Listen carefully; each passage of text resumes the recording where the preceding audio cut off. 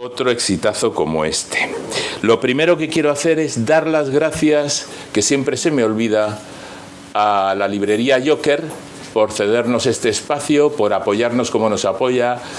Es una librería que, no sé si saben ustedes, tiene un premio nacional del Ministerio de Cultura y hay muy pocas librerías en España que lo tienen, y en esta calle de Bilbao hay 2 librerías y las 2 tienen ese premio.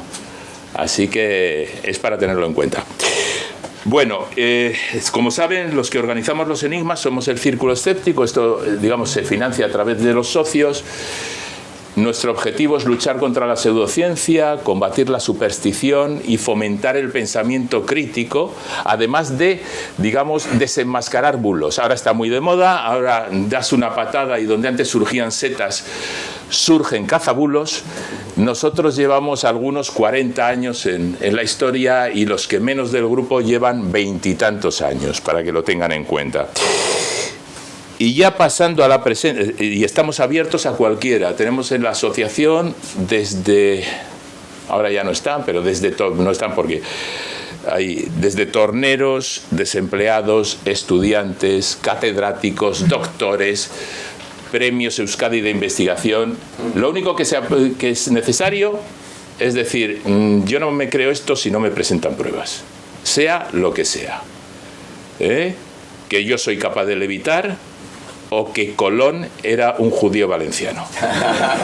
Lo dice el ADN. Lo dice el ADN. El ADN es el santo grial ahora para algunas cosas. Bueno, antes de presentar al ponente de hoy, que ya pasó a presentarle, que él va a decir cosas mucho más interesantes, tienen aquí sus 2 últimos libros, su último libro A bordo de tu curiosidad y su penúltimo libro Estamos solos, que trata del tema de la charla, y lo tienen a la venta ahora mismo en la librería Joker. Así que yo, si yo no lo tuviera, porque ese es mi ejemplar, iba allí, lo pillaba y le arrancaba una firma a Carlos. Lo que pasa es que entonces pierden la silla. El que fue a Joker se perdió su silla. Claro, tal como está la cosa, mejor no levantarse de momento. Entonces, ya pasando a presentar a Carlos para que esté con ustedes. Carlos Briones es investigador del Consejo Superior de Investigaciones Científicas, divulgador y escritor. Creo que es también poeta y es muy aficionado al arte, además de un extraordinario conversador. Es doctor en Ciencias Químicas y dirige en el Centro de Astrobiología, que es un centro del CSIC y del Instituto Nacional de Técnica Aeroespacial asociado a la NASA, un grupo que investiga el origen y evolución temprana de los seres vivos y el desarrollo de biosensores, es decir, de cosas que nos indican si hay vida, para caracterizar la vida y buscarla fuera de nuestro planeta, de lo que va la charla de hoy. Es autor, entre otros libros, de Orígenes, el universo, la vida y los humanos, que ganó el premio Prisma de las Casas de las Ciencias en 2016, de Estamos solos, en busca de otras vidas en el cosmos, que es del año de la pandemia, justo, del 20, y el último que acaba de salir, que es A bordo de tu curiosidad, un viaje por las preguntas y retos de la ciencia actual. Y ya sin más, les dejo con Carlos. Ya saben, luego hay un debate, coloquio, como queramos llamarlo, cuando él acabe. ¿Todo?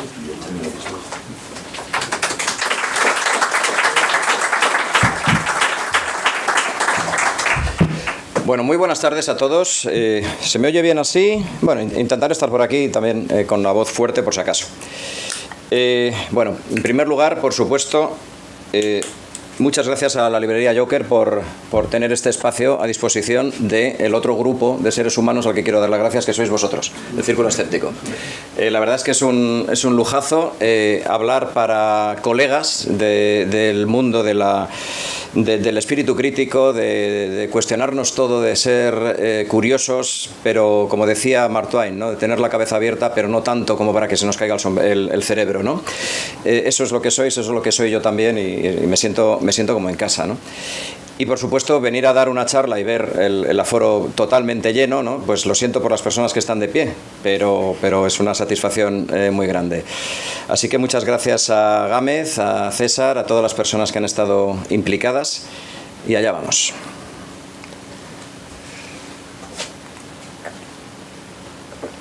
¿Sabéis lo que es esto, verdad? Esto es la sonda Voyager.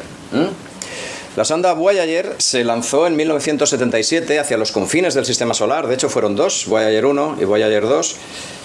Sigue rulando, se le van ya estropeando algunos instrumentos últimamente, pero sigue avanzando, ya ha superado los límites del Sistema Solar.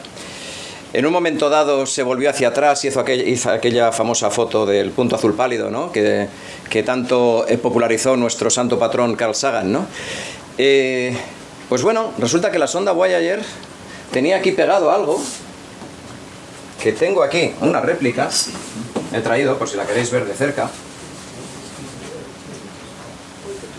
Esto es una medalla, no es la medalla de oro de la maratón de esta tarde.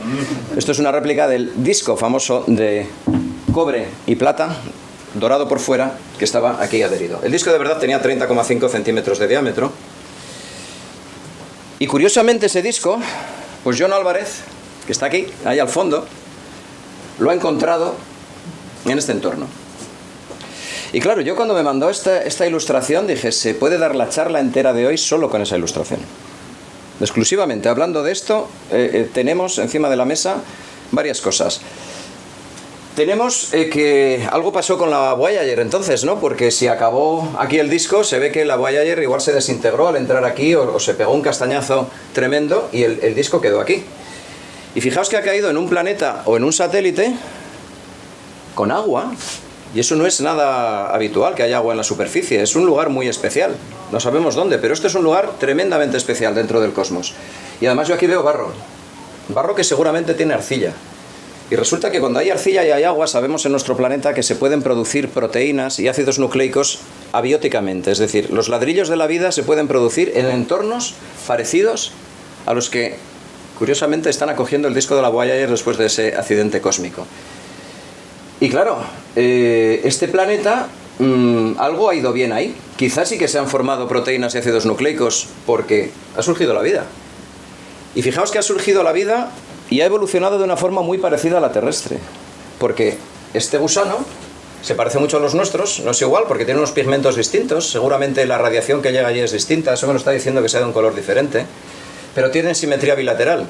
Es decir, en su planeta o satélite se ha producido lo que llamamos la explosión cámbrica, la generación de biodiversidad animal que se produjo hace 540 millones de años en nuestro planeta. Algo parecido ocurrió ahí para que haya surgido este gusano, John. O sea que es un lugar donde ha surgido la vida y ha evolucionado de forma parecida a la nuestra.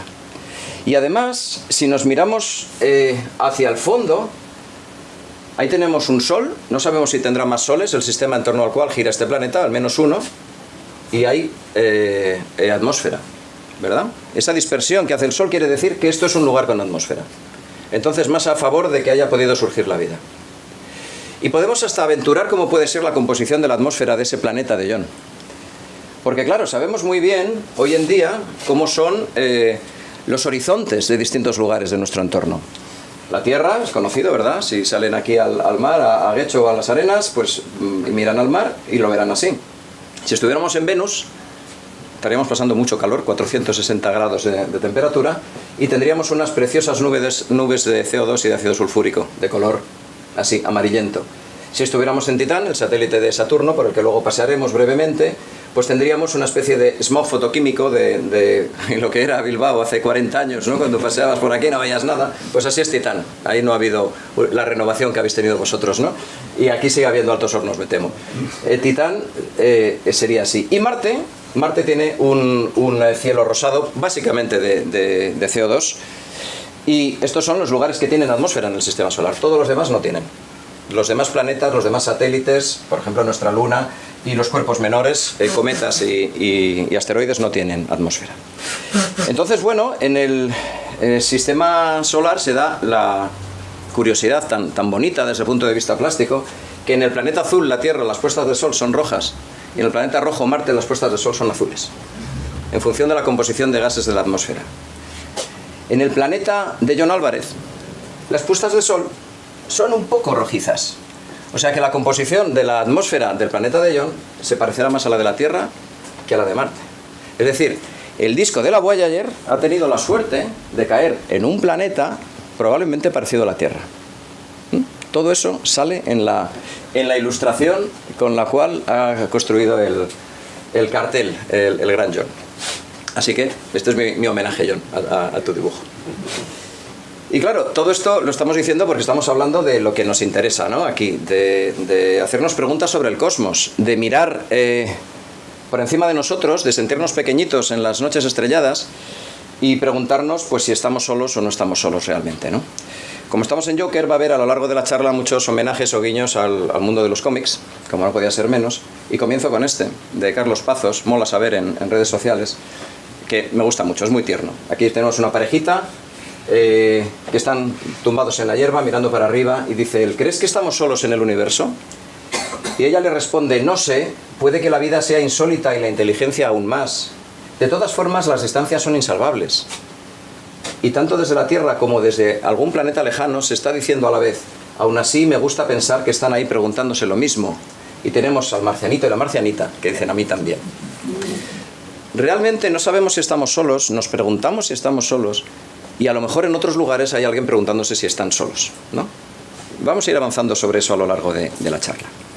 Hoy en día tenemos la capacidad de mirar al cielo utilizando todas las herramientas de la física, de la ingeniería, y tenemos pues telescopios como el Hubble o como el James Webb, que esta es la primera imagen famosísima que se publicó de James Webb, y sobre este fondo es cuando, bueno, nos podemos plantear hoy en día, desde el punto de vista científico, eso es lo que hace la astrobiología, preguntas como ¿qué es la vida? ¿Cuándo? ¿Cómo? ¿Dónde empezó? ¿Es fruto del azar o de la necesidad? Interesante, ¿verdad? Dualidad. Si estamos solos en el universo, si podremos encontrar otras vidas, en caso de que las haya, si podrían existir otros seres inteligentes, y si sería posible comunicarnos con ellos, y hacia dónde avanza la exploración espacial dentro de todo este contexto, ¿no? Es un tema de reflexión científica, como os podéis imaginar, pero también está abierto a todo tipo de especulaciones, de bulos, de iluminados, de magufos de todos los colores, ¿no? Porque, claro, estamos provocando. Yo siempre digo que con astrobiología estamos provocando al que tiene ganas de inventarse cosas, ¿no? Y lo iréis viendo. Iréis viendo alguna provocación a lo largo de la charla. Claro, la respuesta científica a estas preguntas es lo que planteamos en la astrobiología, que es una suma de distintas disciplinas. Trabajamos juntos físicos, químicos, ingenieros, biólogos, geólogos, matemáticos, filósofos, porque nos interesa qué pudo ocurrir desde el origen del universo, la formación primero las partículas fundamentales, no voy a entrar en esta parte, pero bueno, los átomos, las moléculas, grandes estructuras cósmicas, nubes de gas y polvo, nebulosas, que ya nos están proporcionando un repertorio de moléculas que es muy interesante para el origen de la vida, estrellas con sus sistemas planetarios, y en algunas ocasiones podemos tener gigantes de gas y planetas telúricos, como es nuestro caso en la Tierra, y en algunos planetas, la Tierra y el planeta de John, hay atmósfera, litosfera y hidrosfera, ¿no? Entonces, en esos lugares la química puede ir avanzando, evolucionar y generar sistemas químicos autorreplicativos con capacidad de evolución. Eso es lo que somos, esos son los seres vivos. Y a partir de ahí, toda la evolución. Hasta llegar a la biodiversidad actual, que está formada hoy en día por unos 600 millones de especies, es muy difícil cuantificar, pero se estima que ese puede ser el número, y de las cuales nosotros somos una especie. No somos la especie elegida, no somos la cima de la pirámide de la evolución, porque eso no existe. Somos una rama más del árbol de la vida, ¿vale? Eso ya nos va quitando un poco de ese pedestal en el que algunos quieren ponerse constantemente. Pues bueno, el estudio de todo esto es la astrobiología. Y lo que sí sabemos es que hay una conexión entre la química del cosmos y la química de la vida. Y eso ha permitido que aquí surja pues una diversidad de seres vivos que probablemente provienen de una única forma de vida, que es la que estaba viviendo hace unos 4.000 millones de años. Os voy a poner, como estamos en zona cómic, os voy a poner, a ver si salta bien. Si no, no os lo pongo, os lo cuento. Ah, pues no.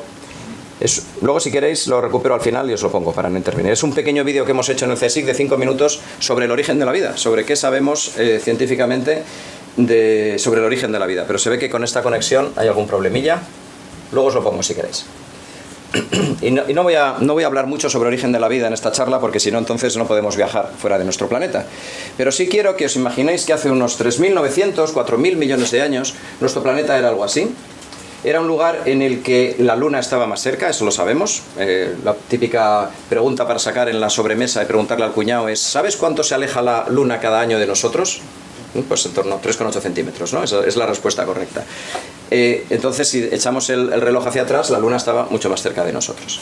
Tenemos una Luna cercana, tenemos pequeños charcos de agua templada, como decía Darwin, tenemos mucho vulcanismo, caída de núcleos de cometas y de meteoritos que están enriqueciendo la sopa primitiva, el repertorio de moléculas que había en nuestro planeta, surgencias hidrotermales submarinas que están aportando energía y muchos materiales, y muchas zonas de interacción entre rocas y agua. Esto es el paraíso de la geoquímica.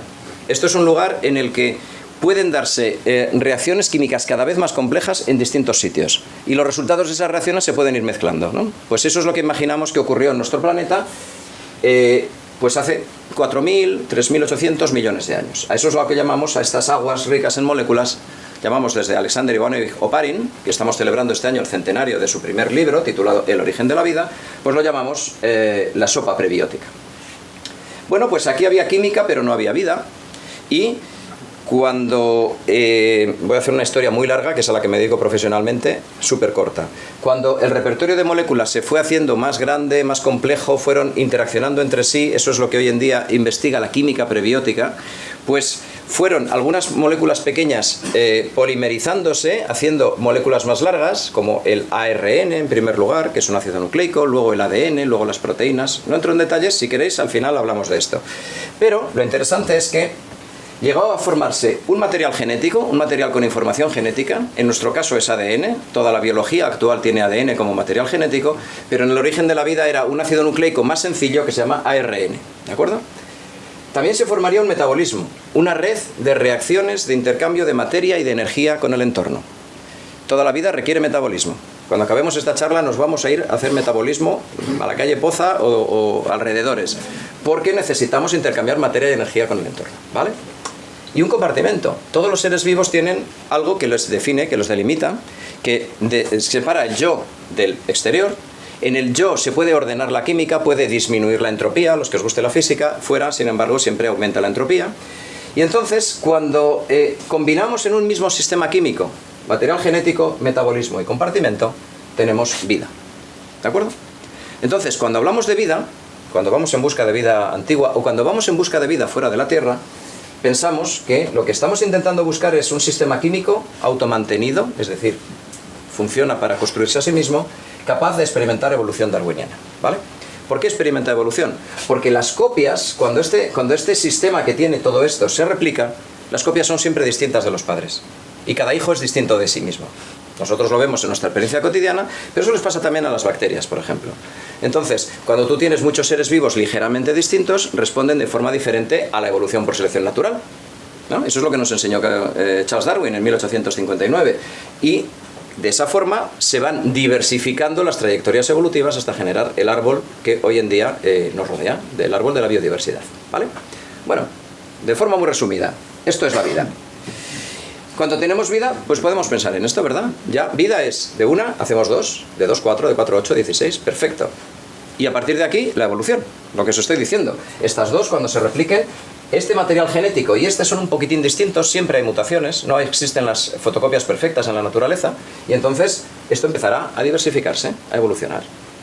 Y bueno, este es el largo camino de la evolución que nos ha traído hasta hoy, ¿no? Y aquí vamos a hacer la primera cura de humildad para los humanos, ¿vale? El origen de la vida se produjo, si aquí está el origen del universo, pues se produjo hace unos 3.900 millones de años aproximadamente. El origen de nuestra especie se produjo antes de ayer, hace 300.000 años, ¿vale? Es decir, somos unos recién llegados, provenimos de las trayectorias evolutivas que había detrás. La evolución es un hecho, yo creo que eso no está mal recordarlo, porque sigue habiendo gente dentro de los magufos de nuevo cuño, hay ya una nueva hornada de antievolucionistas o de diseño inteligentistas, ¿no? Que bueno, hay que recordarles que esto es así, no es como ellos dicen, ¿no? Y que todas las especies actuales están igualmente evolucionadas, todas provienen de aquí. Somos todos el fruto de estos 3.900 millones de años de evolución. Otra cosa es que nosotros nos vemos desde nuestro punto de vista y pensamos que las demás especies están supeditadas a nosotros. Y eso contamina también la búsqueda de vida fuera de la Tierra, porque en muchas ocasiones, cuando no son científicos los que hablan de esos temas, están obsesionados en buscar vida inteligente, en buscar vida parecida a nosotros, buscar hombrecillos verdes o grises, ¿vale? Pero esto es un accidente en la evolución. perfectamente podríamos no haber estado. ¿Vale? Si queréis luego, como ha dicho Gámez lo de poeta, si queréis luego al final, si os aburrís mucho en el turno de preguntas, os leo un poema que he escrito como prólogo para un libro de un amigo en el que la vida le pregunta al humano. Es una cosa un poco rara, pero si queréis lo leo. Total, que estamos recién llegados. Que como no respetemos la biodiversidad nos va a ir mal, porque formamos parte de esa biodiversidad. Y además nosotros, dentro de cada uno de nosotros, tenemos más células que no son de Homo sapiens que de Homo sapiens. Todas esas otras células son la microbiota, son las bacterias que nos permiten estar vivos. Hay más células no humanas que humanas en cada uno de vosotros. Entonces, la biodiversidad y la necesidad de respetarla va hacia afuera y hacia adentro. Es un tema en el que nos pone, yo creo, un poquito en nuestro sitio. Pero es que además, cuando nos vemos evolutivamente en el árbol de la vida, esto sería una versión actualizada, este es un árbol del año pasado, construido por el Instituto Pasteur, en el que están representados los principales grupos de animales, plantas, hongos y microorganismos. Todo lo que veis en amarillo y en morado y estos naranjas son microorganismos. En nuestro planeta lo que más hay son especies de microorganismos, el 85% son microorganismos. Aunque cuando salís al campo solo veis animales, plantas y hongos. Tendríais que ir, si no, con un microscopio para ver los microorganismos. Y si os dais cuenta, no lo podéis ver desde lejos, pero aquí pone bacteria, aquí pone arquea, que son las dos grandes ramas de microorganismos, y aquí eucariotas. Los genes nuestros se parecen mucho, simplificando, a los genes de las arqueas. Otra cura de humildad. Y nosotros estamos aquí, en esa ramita. ¿Vale? Es decir, somos un fruto más del árbol de la vida. De nuevo. Homo sapiens está ahí. Antes teníamos una cura de humildad en el tiempo y ahora tenemos una cura de humildad en la biodiversidad. Y además, rodeando todo ese árbol están los virus. Los virus están por todas partes. Los virus nos sirven para intercambiar, nos sirven. Los virus existen e intercambian material genético de unas especies a otras. Entonces, a estas ramas que veis así, en realidad, cuando lo hacemos de forma completa, tendríamos que añadir un montón de ramas horizontales que conectan unas con otras. Y eso casi siempre lo hacen los virus. La mayor parte de los virus son buenos. De vez en cuando surge un virus un poco cabrito y la arma, ¿no? Y estamos acabando ya de salir de una pandemia. Pero la inmensa cantidad de virus son buenos y luego podemos hablar, si queréis, de ejemplos de virus buenos que todos tenéis. Claro, entonces, en la biodiversidad actual, pues bueno, nosotros somos unos seres vivos, una especie. Aquí en lugar de 25 tendría que haber puesto 600 millones, ¿vale? Entonces somos nosotros, aquí he puesto a Marie Curie porque es una de las principales representantes, yo creo, de la especie Homo sapiens, y aquí tenemos la especie más cercana a nosotros, pero todos somos familia, como estoy diciendo. Y una cosa interesante del estudio de la vida es que hemos visto que también se desarrolla en entornos extremos que nos parecen incompatibles con nuestra vida, pero que los virus y bacterias, las bacterias, los microorganismos de todo tipo viven felices, por ejemplo, en el Parque Yellowstone, a grandes temperaturas y altos niveles de acidez, o en la Antártida, a 30 bajo cero, o en las urgencias hidrotermales submarinas, hasta 130 grados de temperatura, o en las aguas del río Tinto, en la provincia de Huelva, que es uno de los lugares que más estamos estudiando en el Centro de Astrobiología.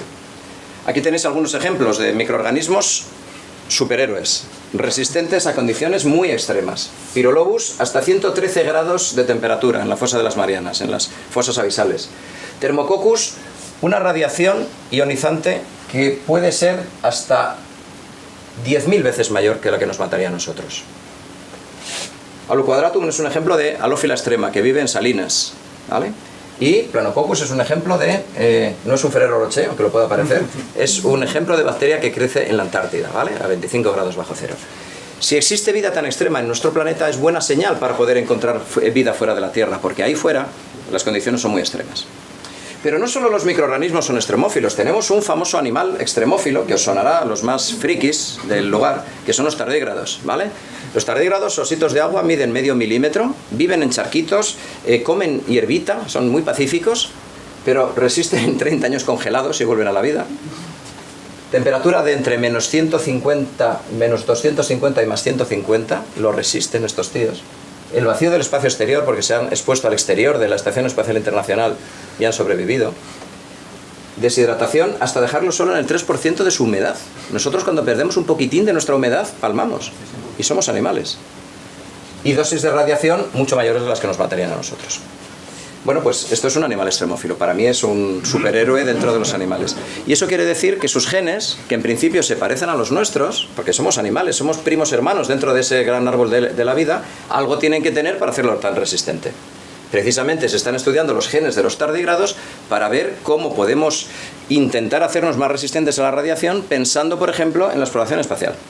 Pensando en nuestros queridos Sara, Pablo u otros astronautas que tendrán que pasar temporadas fuera de la Tierra. Bueno, pues entonces Darwin tenía razón, una vez más, lo siento por los creacionistas. Además del origen de la vida, además de la evolución por selección natural permite que los organismos se adapten a condiciones extremas. Entonces, tiene sentido plantearse científicamente la búsqueda de vida fuera de la Tierra, ahí fuera, donde las condiciones son realmente extremas. Y claro, si queremos encontrar vida fuera, una pregunta pertinente es: ¿existen los ingredientes para hacer vida fuera de nuestro planeta? ¿O somos un lugar privilegiado en el que se ha dado una suma de sustancias?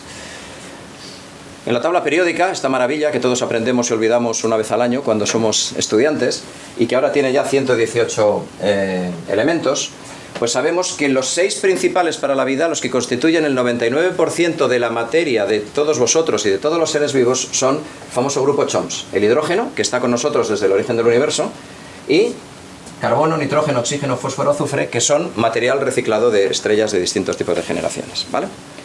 Bueno, pues de estos 6 elementos se hace prácticamente toda la vida, y los que están en gris un poquito más oscuro pues también son fundamentales para la vida, pero en muy poca cantidad. Se pueden llamar elementos traza, oligoelementos, y todos vamos mal si tenemos problemas en el hierro, en el calcio, el magnesio, el sodio, el potasio, ¿verdad? Las analíticas nos dicen que eso hay que tenerlo bien.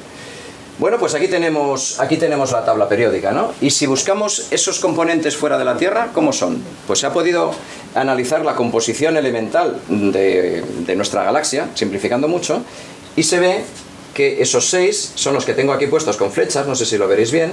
Esta es una escala de abundancia, una escala logarítmica, de lo que más hay con diferencia en el universo es hidrógeno. De hecho, para los astrofísicos, el hidrógeno y el helio son los que explican el universo. El 98% más o menos, o 99% de la masa del universo es hidrógeno y helio, y todo lo demás son impurezas, ¿no? ¿Hay algún astrofísico en la sala, Agustín? ¿Algún otro astrofísico en la sala? Vale, porque siempre, yo estudié química y luego bioquímica y estas cosas. Nos reímos mucho cuando dicen los astrofísicos, con todo cariño, que menos el hidrógeno y el helio todo lo demás son metales. Cuando has estudiado química te dicen que el fósforo, el azufre o el oxígeno son metales, se te encoge algo dentro, ¿no? Notas así una especie de...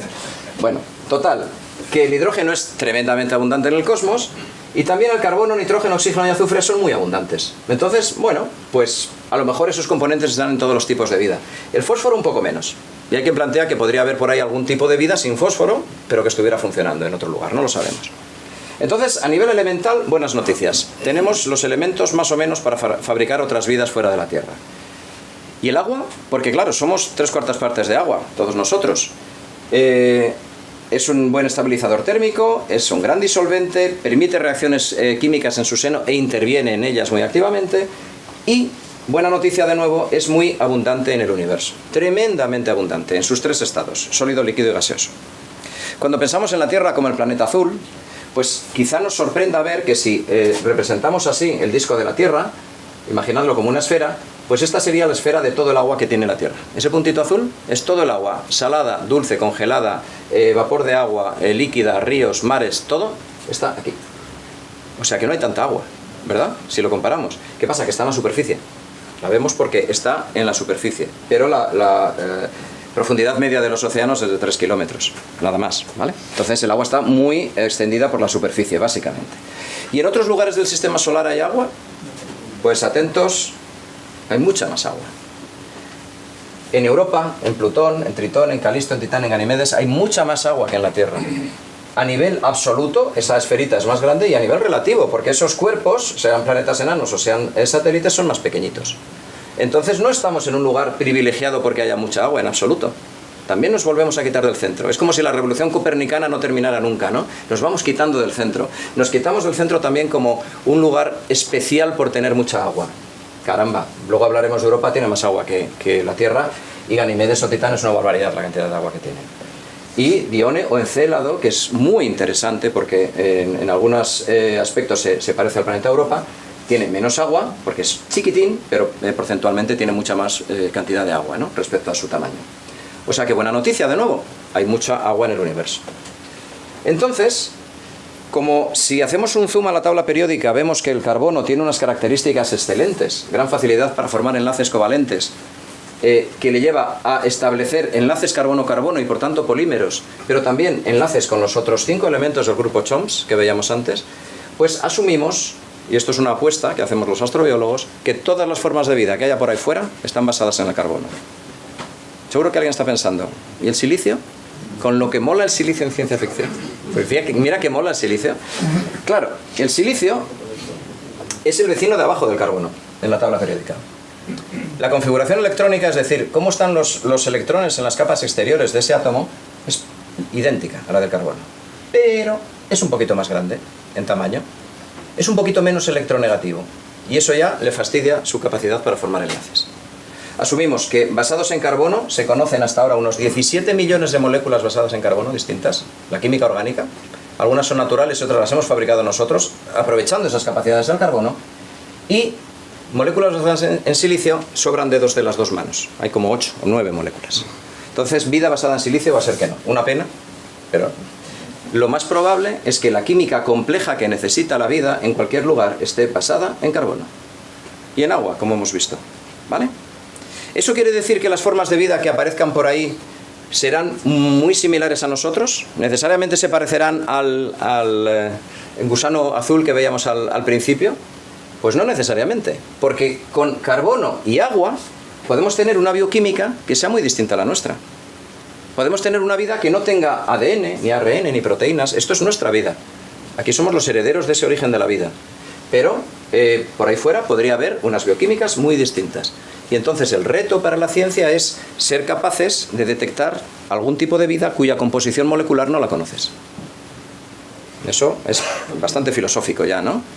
En el Centro de Astrobiología tenemos alguna propuesta, un grupo de colegas, geólogos, ingenieros, biólogos, tal, para desarrollar biosensores que nos pudieran detectar cualquier tipo de molécula protobiológica, digamos, aunque no se parezca a estas. Un tema interesante, luego podemos hablar si queréis. Pues bueno, con todos estos ingredientes vamos a buscar, ¿no? Vamos a movernos, ¿no? Hemos estado en la Tierra demasiado tiempo. Vamos a echar un vistazo por ahí fuera.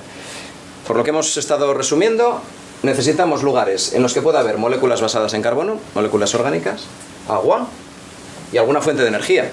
Sin energía no se activa el metabolismo, ¿vale? La energía puede provenir de una estrella, puede ser energía que tengan en su interior los planetas, el calor derivado de la descomposición radiactiva de los elementos que tienen dentro. Pueden ser distintos tipos de energía. La energía de mareas que producen los planetas grandes en los satélites que tienen cerca, y hablar de ese tema con Agustín en la sala me pone muy nervioso, pero bueno, tenemos uno de los mayores expertos en sistema solar aquí entre nosotros. ¿Y dónde podemos encontrar esa combinación de elementos? Pues vamos a ir desde lo más lejos a lo más cerca, ¿vale? Y vamos a ver algunos lugares, no todos, claro.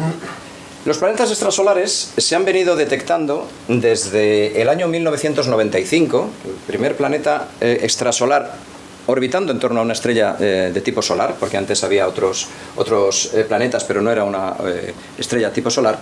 Pues el primero se descubrió por Michel Mayor y Didier Queloz, dos astrónomos suizos, en 1995. Desde entonces, el número de planetas, aunque solo hace 30 años, no llega todavía, pues ha ido aumentando sin parar.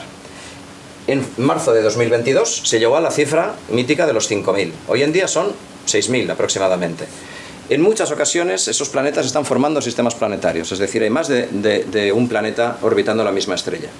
Y más o menos, no entro en detalles, pero más o menos el 4% se mantiene que son terrestres, es decir, que tienen unas dimensiones parecidas a la Tierra y son rocosos, están basados en silicatos, son telúricos, ¿vale? Luego hay muchas supertierras, que es algo que no tenemos en nuestro sistema solar. No entro en más detalles, pero bueno, hay unos cuantos candidatos que podrían ser interesantes. Cuando los astrofísicos encuentran planetas extrasolares, algo que les interesa es ver si caen en lo que se llama la zona de habitabilidad circumestelar. Es decir, una zona en la cual, este es el sistema solar, y aquí tenéis los planetas de nuestro sistema en horizontal, las temperaturas que produce la estrella son intermedias entre las muy altas que harían que todo el agua esté evaporado y las muy bajas que hacen que todo el agua esté congelado, ¿vale? Superficialmente. En esta zona el agua está en estado líquido o puede estar en estado líquido en la superficie. En el sistema solar actualmente tenemos la Tierra dentro de la banda de habitabilidad y Marte, ¿vale? En otras estrellas que son más pequeñas, menos energéticas, producen menos calor en su entorno, esa banda de habitabilidad está más cerca, es lógico, ¿verdad? Entonces, bueno, pues con esto se juega, y los planetas que más nos gustan son los terrestres, que además están en la banda de habitabilidad. Pero luego vais a ver casos de lugares que estamos visitando muy interesantes en torno a Júpiter y Saturno, que son satélites de esos planetas, que están fuera de la banda de habitabilidad, lógicamente. Entonces, esto es un concepto interesante en la astrobiología, pero no es absoluto. Y uno de los sistemas planetarios que mejor se conocen es el sistema TRAPPIST, ¿verdad? Descubierto por astrónomos suizos, belgas, y por eso lo pusieron TRAPPIST, como se llamaba el telescopio, que a su vez se llamaba en función de la cerveza trapista. O sea, somos así. El agua es fundamental para la vida, pero no para los científicos. Hay un pequeño matiz.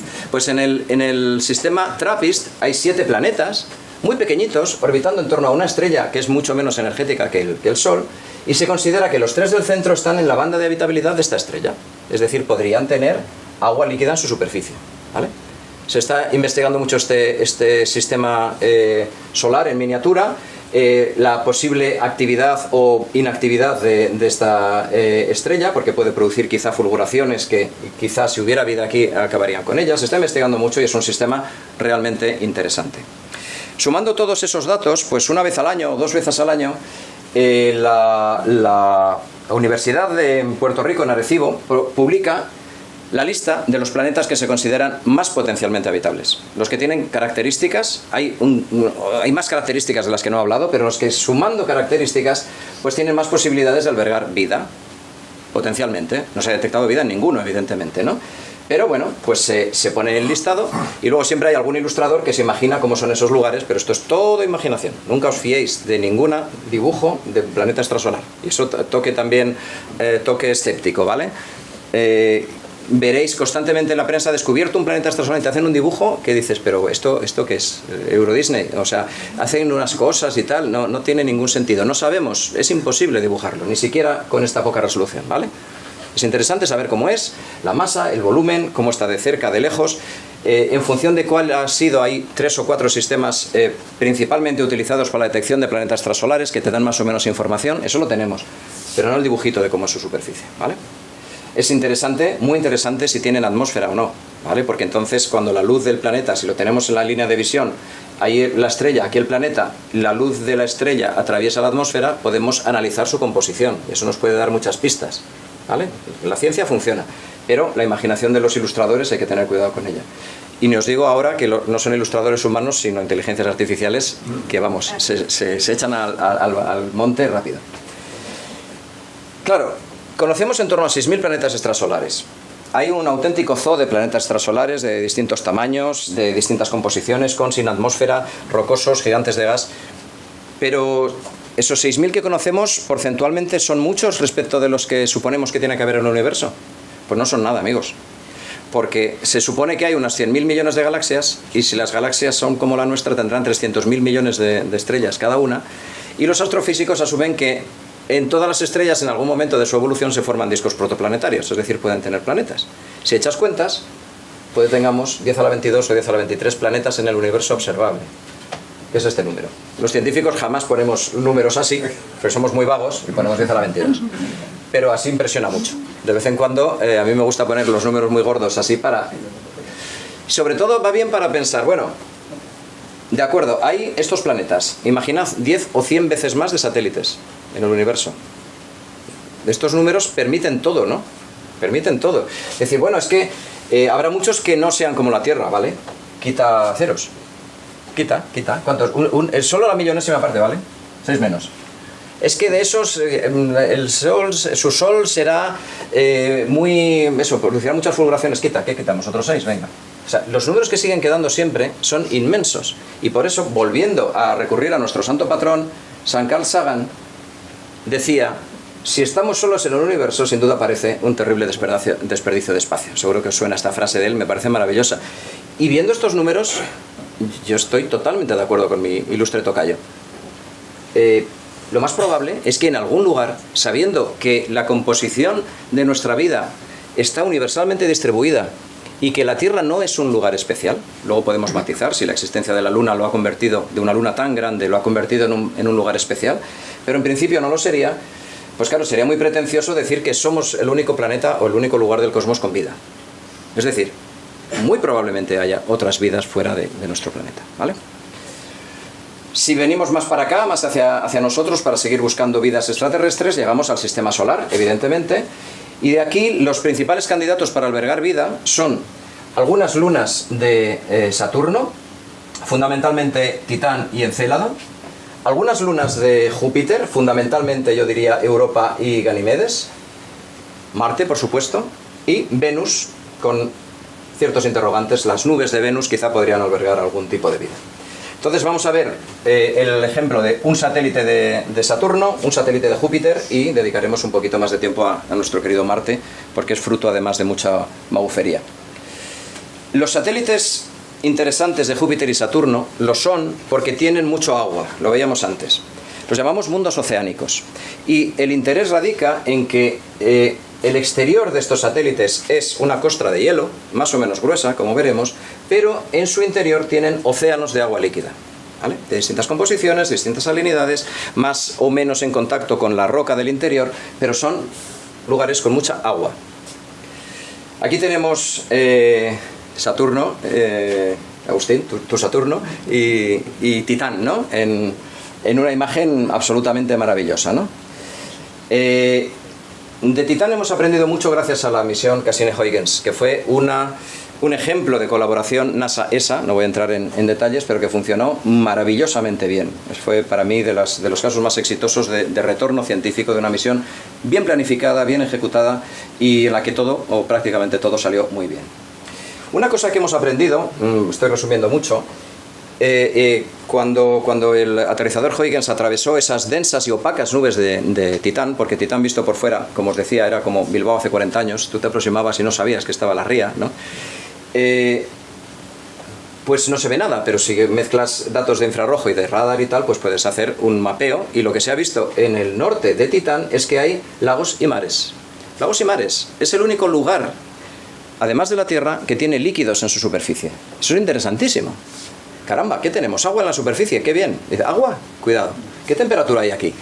162 grados bajo cero de media. Agua va a ser que no. Es metano, CH4.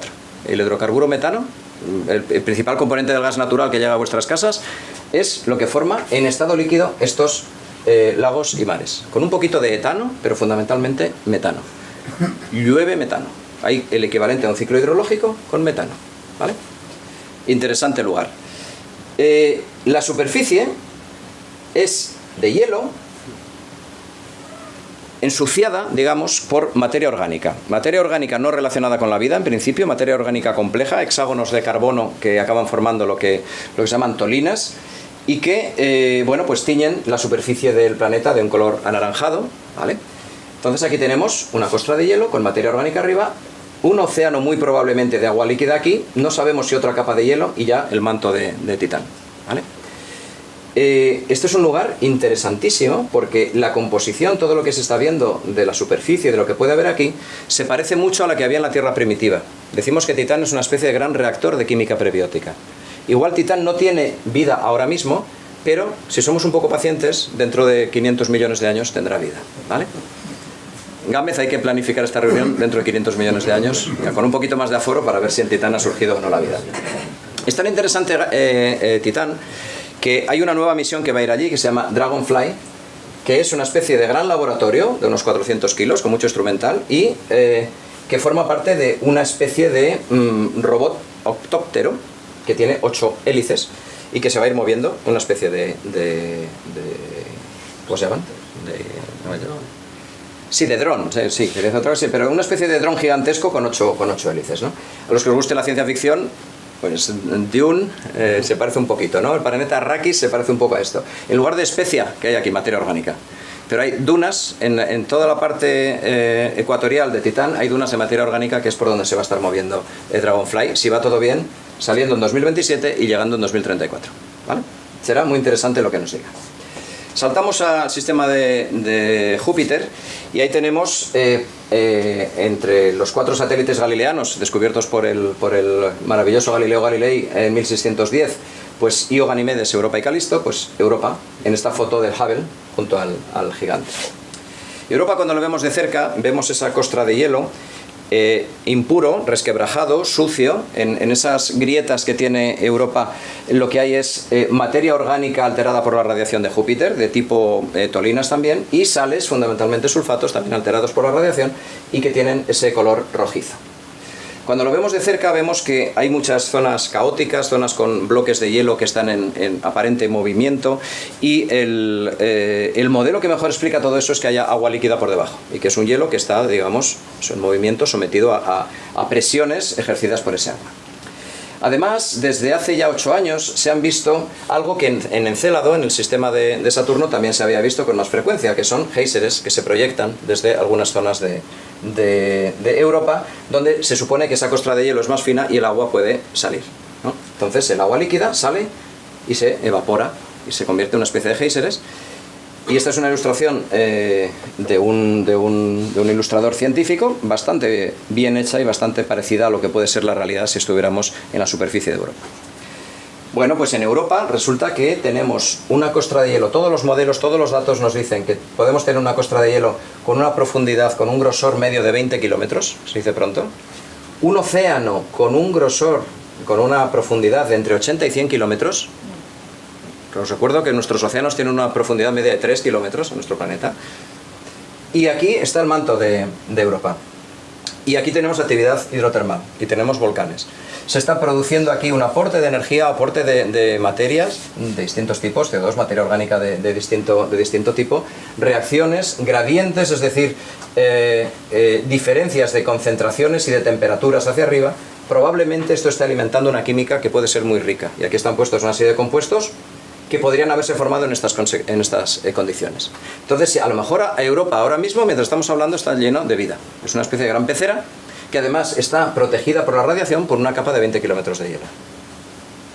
Interesante, ¿no? Ahí puede haber vida. Es tan interesante que las dos agencias espaciales occidentales, porque la que más rápido está yendo ahora es la China, ¿verdad? La CNSA, pero todavía los chinos aparentemente no se han fijado en Europa. Pues la Agencia Espacial Europea y la Agencia Espacial Norteamericana tienen misiones ya camino a Europa. El año pasado salió la misión JUICE, que va a orbitar 3 de los 4 satélites galileanos. Este es el día del despegue, y bueno, llegará en 2031, si va todo bien. Y el lunes de esta semana, lo habréis visto en la prensa, ha salido la misión Europa Clipper a bordo de un cohete de SpaceX. Y bueno, pues salió el 14 de octubre, si va todo bien llegará en el 30 y empezará a dar datos científicos en el 31. Esta misión está especialmente centrada en Europa.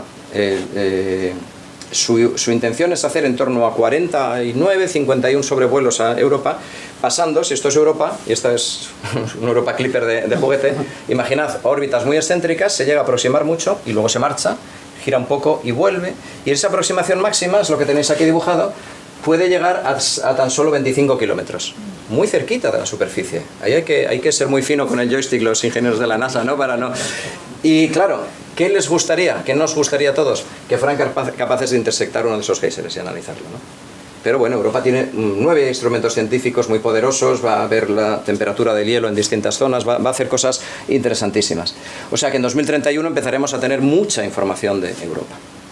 Incluso está en estudio la posibilidad de un aterrizador en Europa, Europa Lander, de la Agencia Espacial Norteamericana, que no sabemos finalmente si va a aprobarse la misión, pero que también, volviendo a los frikis de la sala, os recuerdo que en la segunda parte de 2001, en Odisea 2, en 2010, HAL dice: todos esos mundos son tuyos excepto Europa, no toquéis Europa.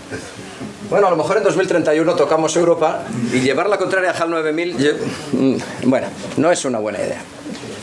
Pues vale, vamos a pasar ya al vecindario, vamos a la última estación en este viaje, que es nuestro querido planeta Marte. Marte es así ahora mismo, ¿no? Es una maravilla, es un planeta que es la mitad de tamaño del nuestro, pero pues tiene unas estructuras geológicas fascinantes, ¿no? El Gran Valles Marineris tiene 10 veces más longitud y 10 veces más profundidad que el Gran Cañón del Colorado. Aquí detrás, luego lo veréis, pero aquí detrás está el Monte Olimpo, que son 24 kilómetros de altura. Los vascos sois gente muy, muy escaladora. Eso es un monte para subirse, Cachela Marón. Eso es una montaña. Las montañas de Tarsis, que son tres volcanes perfectamente alineados. Es un lugar muy interesante.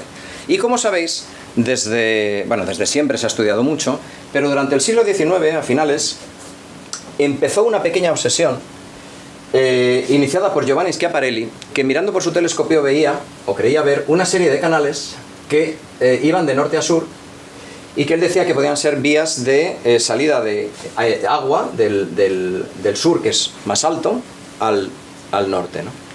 Cuando él publicó esta obra en italiano, Canali, no se tradujo a inglés como un canal natural, como puede ser un río grande, una ría del Nervión, sino como un canal hecho por los humanos. En 1895 se había terminado el canal de Panamá, el canal de Suez, el canal de Suez, y se pensaba que la máxima representación de una civilización tecnológica era hacer canales.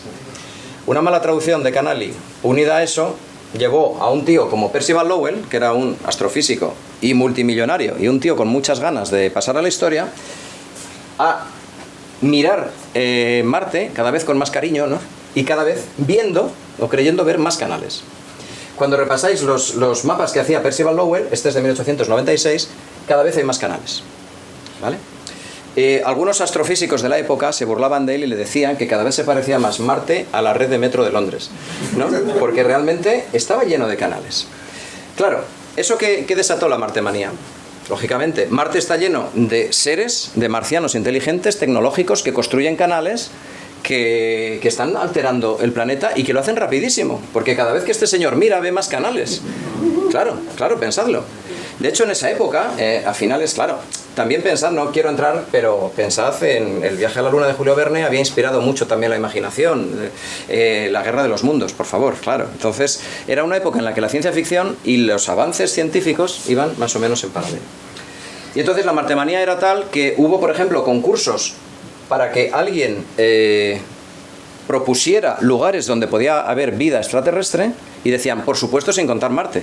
Porque en Marte se daba por hecho que existía, porque estamos viendo que existen gente con pico y pala, ¿no? O sea, fijaos cómo era la mentalidad de finales del 19, ¿no?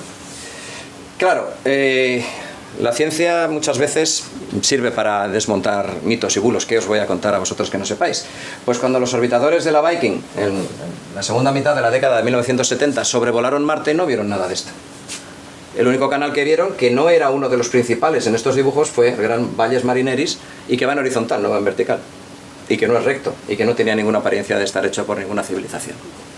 Entonces, bueno, pues qué bonito, ¿no? La ciencia echando a perder las ilusiones de los más imaginativos, ¿no? Una y otra vez hace eso la ciencia, ya lo siento. ¿Eso quiere decir que la ciencia ficción no mola? Que va, en absoluto. Vamos, la ciencia ficción es para mí uno de los géneros más interesantes, y la ciencia ficción, literatura y cine basada en Marte, en las posibilidades de Marte, es absolutamente fascinante y lo seguirá siendo siempre, porque está en nuestro imaginario colectivo, porque esas ganas de que haya marcianos no se nos han quitado, aunque los aguafiestas de los científicos nos digan que de momento no hay marcianos como nosotros, ¿no?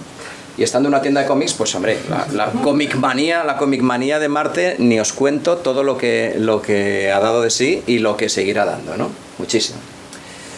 Y claro, ¿qué pasa? Los científicos son unos aguafiestas, la Viking aporta unas imágenes que van en contra de que existan marcianos, pero ¿y si analizamos críticamente las imágenes de las Viking? Amigos, cuarto milenio. No, claro, ¿qué se vio? Pues se vio que en una de las imágenes captadas por la Viking 1, caramba, teníamos la famosa cara de Marte que nos miraba, ¿no? Y esto avivó, sí tenía razón Percival Lowell, claro que sí han construido, entre otras cosas, una cara amenazante para decir, esto es nuestro, no vengáis, ¿no? Claro, es que eso es muy bonito. Es que estas cosas funcionan porque nos gusta lo oscuro, lo que no es la ciencia oficial, todo eso, ¿no? Que os voy a contar. Pero la ciencia, de nuevo, amargando la vida a los magufos. Mars Global Surveyor en 2001 volvió a fotografiar exactamente esta misma formación con muchísima más resolución y con una luz diferente y sin este tamaño de píxel que da miedo de los años 70. Y bueno, pues no, ¿verdad? Y Mars Express de la ESA tampoco. Porque claro, cuando salió esto, Ya sabéis que el que quiere creer, I want to believe, ¿no? El que quiere creer sigue queriendo creer por mucho que le digan que no. Entonces decía, claro, esta imagen era de la NASA. Nosotros les decimos que hay vida extraterrestre como la nuestra. Y la propia NASA dice que no, con esta imagen falseada. Vaya, los europeos también dicen que no, con la misma imagen falseada. Qué mala suerte, ¿no? Entonces, bueno, pues... y claro, eso sigue existiendo. Quien quiere ver señales de vida en Marte, las sigue viendo a día de hoy. Os voy a poner algunas, porque algunas os conoceréis, otras a lo mejor no, y son súper divertidas. Curiosity toma esta foto del suelo de Marte. Curiosity es uno de los rovers que están allí funcionando muy bien. Y claro, para muchos esto es claramente un fémur de vaca. Y así lo publicaron. Esto es un fémur de vaca. O sea, esto es un fósil de un fémur de vaca. ¿Qué quiere decir? Que en Marte había agua, había hierba, había vacas, se murieron las vacas, fosilizaron y ya está. Y la NASA no nos quiere decir que es un fémur de vaca. Bueno. Eso es un osito. Claro. Este es de Mars Reconnaissance Orbiter, uno de los orbitadores de NASA más exitosos desde hace décadas y que había dado una de las imágenes de la diapo anterior. Y esta formación en el suelo, pues es un osito. Los marcianos han pintado un osito, etcétera, etcétera, etcétera. En 2022, Curiosity fotografió la puerta que daba acceso al inframundo de Marte. Que igual no era una puerta, pero tiene muy buena pinta, ¿no? Entonces, claro, otra vez, de nuevo, una puerta. Y dos más. Claro, Perseverance, hace un año, fotografía una zona en la que se ve claramente, para los que así lo piensan, una aleta de tiburón y las pinzas de un cangrejo. Esto es el fondo de un océano marciano lleno de vida en el que había tiburones y cangrejos. Pero no hemos dicho que la evolución es muy difícil que vaya de la misma forma, da igual. Y la última, yo creo que es autoexplicativa. No... O sea, Perseverance el año pasado fotografió eso. Yo no digo nada más. O sea, los marcianos tienen mucho poderío.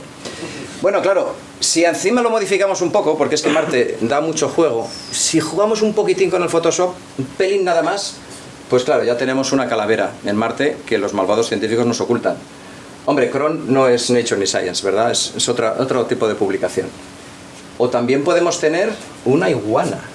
Y estas cosas están saliendo. Esto es parte de la magufería que nos rodea, es parte del entorno contra el que combatimos los escépticos, ¿no?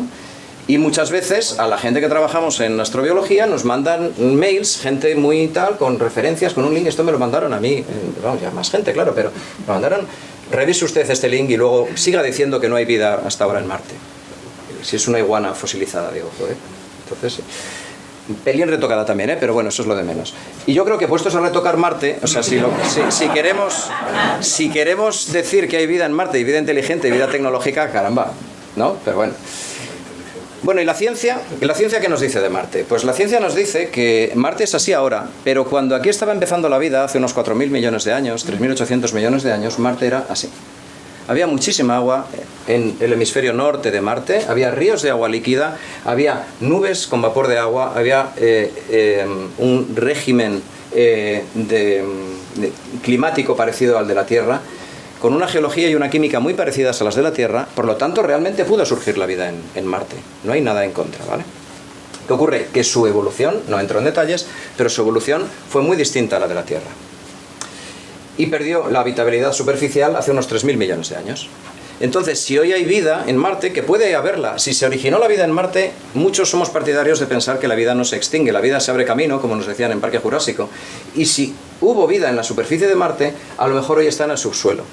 Habría que, como hizo un ilustrador amigo mío, levantar la superficie para ver si nos encontramos vida. Y claro, eso es lo que está detrás de todos los intentos tecnológicos para encontrar vida en Marte, de las naves que van para allá constantemente y de toda la esperanza que se tiene puesta desde el punto de vista científico en Marte. Hay otros puntos de vista, el turístico y el minero, luego hablamos si queréis, pero a los científicos nos interesa esto. Podemos estudiar Marte con los meteoritos que nos llegan a la Tierra y que provienen de haber sido arrancados de Marte, y este es el caso famoso del ALH 84001, en el que un grupo de científicos capitaneado por David McKay pues proponía que esto eran bacterias filamentosas fosilizadas en Marte, con lo que nos habría tocado el gordo de la lotería, pero de momento no. O podemos ir en misiones a Marte, ¿no? Esta foto tuve el placer de hacerla yo en Cabo Cañaveral, me invitaron al lanzamiento Curiosity y fue muy bonito pegarme con un chino y hacerme con un huequito para hacer la foto del cohete Atlas V que llevó Curiosity a Marte. Estos son los lugares de la superficie de Marte donde se han aterrizado aterrizadores fijos o rovers. Cuando veáis un esquema parecido a este hecho por la NASA, se les habrá olvidado poner Mars 3, porque el primer aterrizador que llegó a Marte con éxito fue soviético, ¿vale? Estuvo muy poquitín, pero mandó un par de fotos. Todos los demás han sido norteamericanos, excepto Surong, chino. Problemas científicos, paso solo muy rápido, pero una pinceladita para que lo veáis, que nos interesan mucho ahora, que se han descubierto aguas muy ricas en sales, en distintas zonas del planeta ya, cada vez más, subsuperficiales, quizá a 1 kilómetro, 1,5 kilómetros de profundidad. Si hubo vida allí, a lo mejor está acantonada aquí. Y que se han detectado de vez en cuando emanaciones de metano que podrían tener origen biológico, aunque lo más probable es que sea un origen geológico por una serie de reacciones que acaban produciendo metano que se puede quedar escondido, digamos, en unas estructuras que se llaman clatratos y luego salir. Esto es la ciencia que estamos haciendo ahora. Eso es lo que hace, por ejemplo, el rover Surong, el chino. Esto es un autorretrato del rover chino. Y aquí tenéis el norteamericano más reciente, que es Perseverance, que tiene como objetivo estudiar si surgió la vida en Marte, caracterizar clima, estudiar geología y preparar misiones. Claro, llevaba un pequeño helicóptero, entonces aquí el guiño al cómic es que están diciendo los marcianos que eso es un UFO, claro. Eso sería un UFO si hay marcianos, ¿no? La idea que tenía Perseverance es recolectar una serie de muestras y traerlas para acá de vuelta. Se están recolectando, pero no sabemos si se van a poder traer, porque la NASA está reconsiderando esta misión muy costosa y muy arriesgada técnicamente y no sabemos si se van a poder traer para analizarlas aquí o no.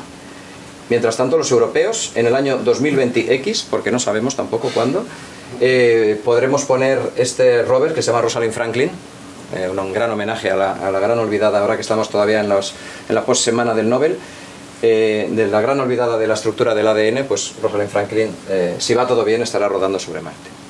De forma que si esta fue la primera huella de la humanidad en la Luna, porque sí llegamos a la Luna, ¿no, Gámez? ¿Lo confirmas? Sí, ¿no?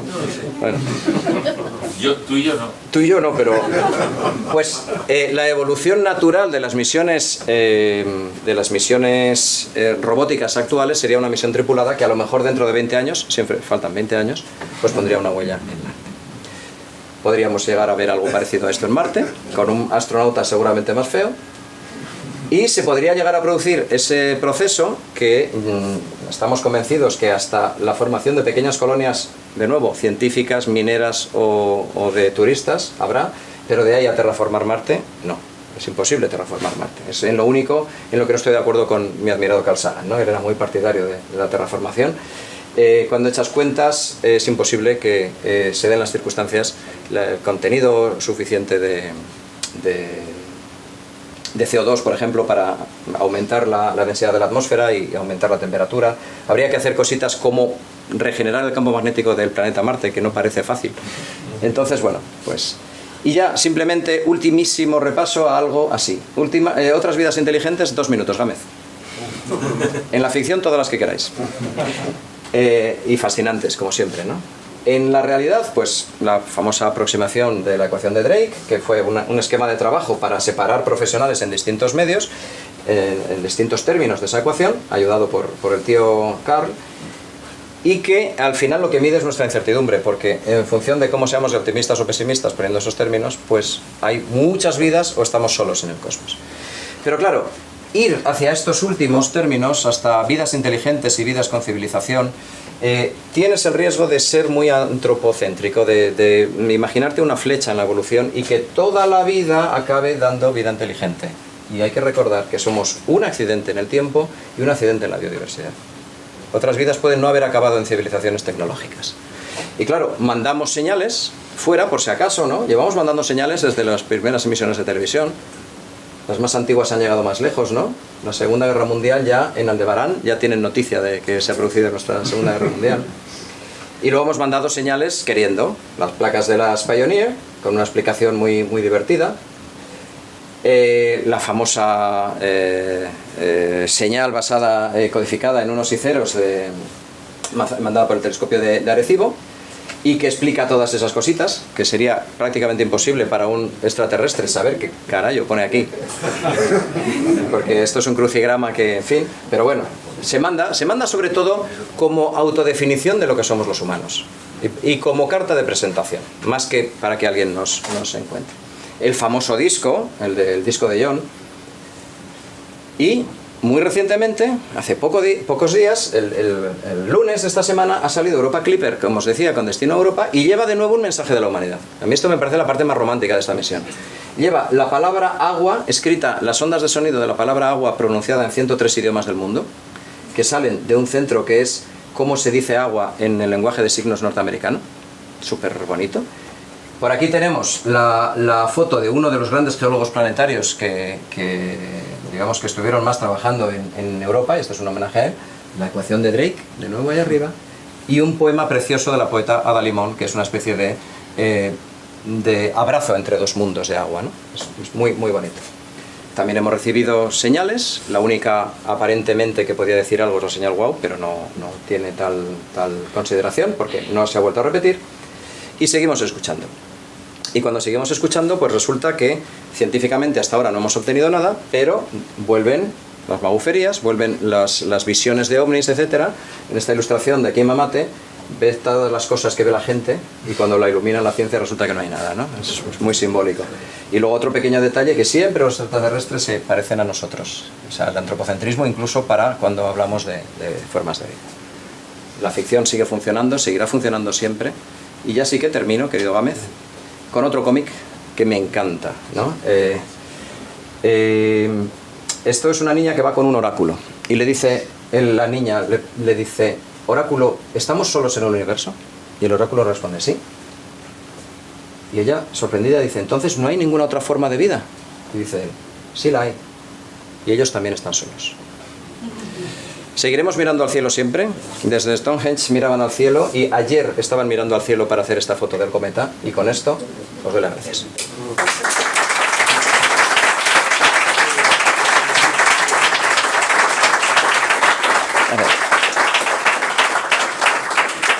Me van a perdonar, voy a ser muy brusco, vamos a ir al grano, preguntas, no se admiten comentarios, no se admiten mini ponencias, preguntas directas porque a las 8 hay que cerrar, así que venga.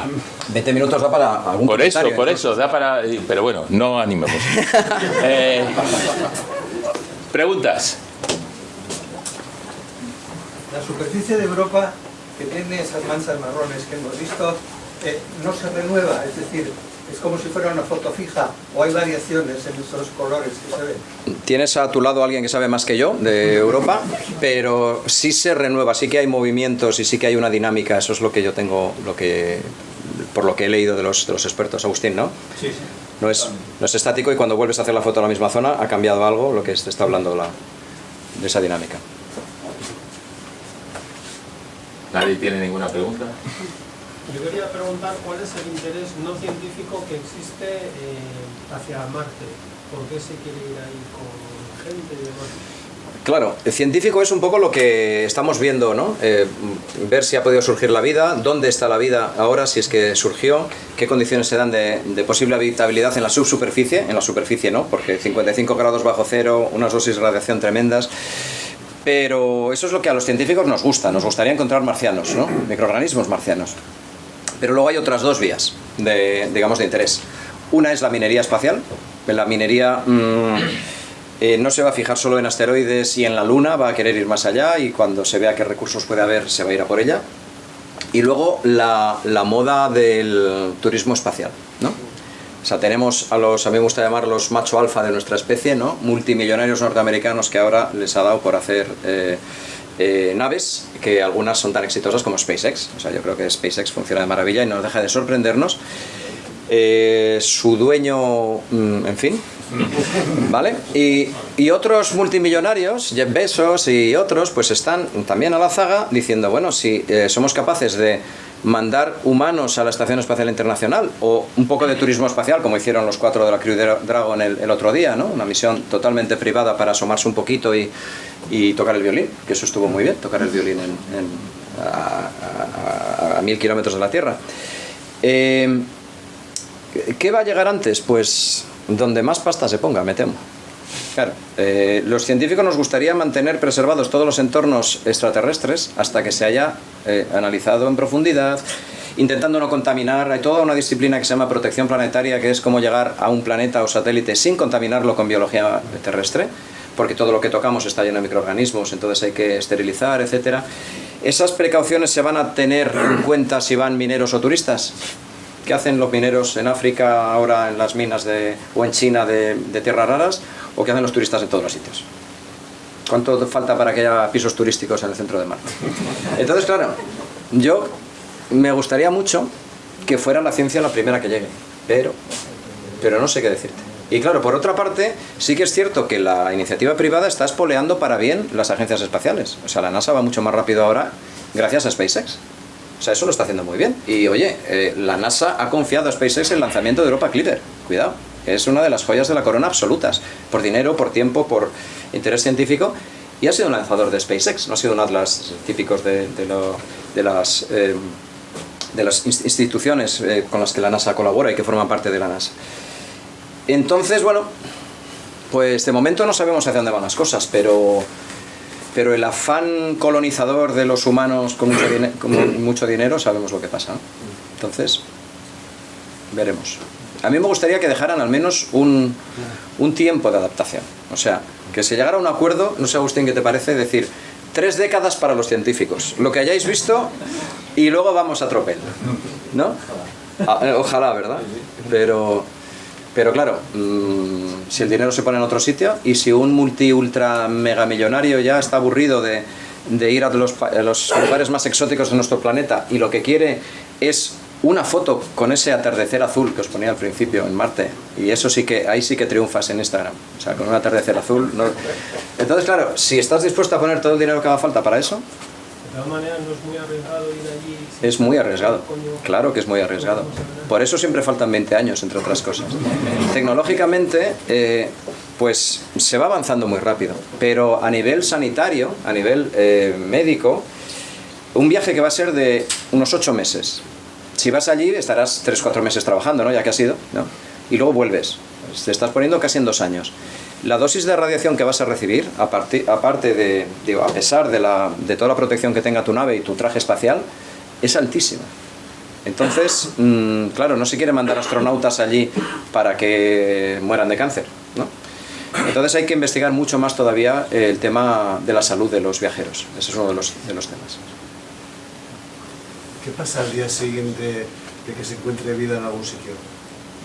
Buena pregunta. Ya lo sabemos. La cuestión es, si se encontrara vida microbiana, los científicos, vamos, nos pondríamos como locos, el mayor descubrimiento de todos los tiempos, premio Nobel. De hecho, el día que alguien la encuentre, los demás científicos dirán, bah, no me lo creo. Somos muy escépticos, ¿no? Somos escépticos aquí, ¿no? Pues los científicos somos escépticos hasta la extenuación. Entonces, si uno dice que ha encontrado vida, todos los demás dirán que no.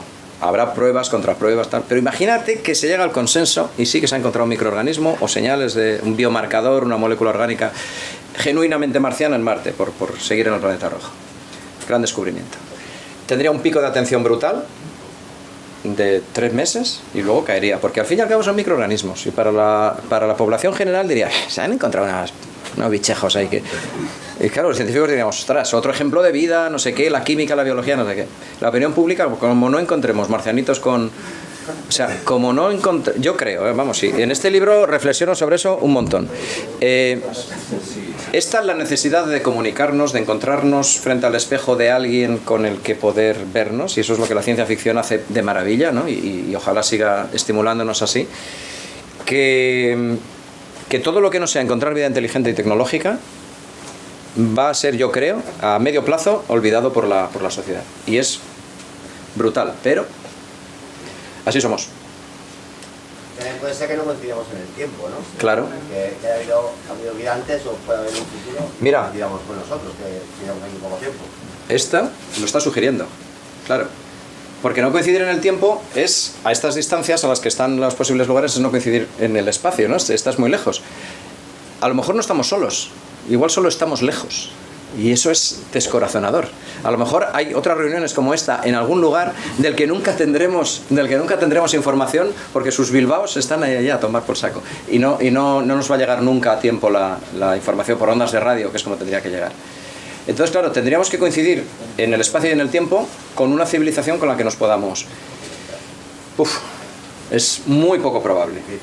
Entonces, bueno, pues habrá que seguir alimentando el interés y habrá que seguir escuchando al cosmos. O sea, los radiotelescopios que siguen escuchando en busca de señales de radio de origen inteligente, imagínate codificadas en números primos, algo así, que digas, hombre, eso la naturaleza no lo hace, pues seguirán escuchando, pero la probabilidad de que haya otra señal wow, pero está así buena, es muy baja.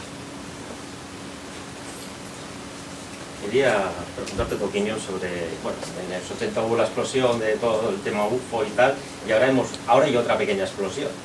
Y ya encima, si está fomentada por científicos, o sea, te lo voy a resumir, Oumuamua.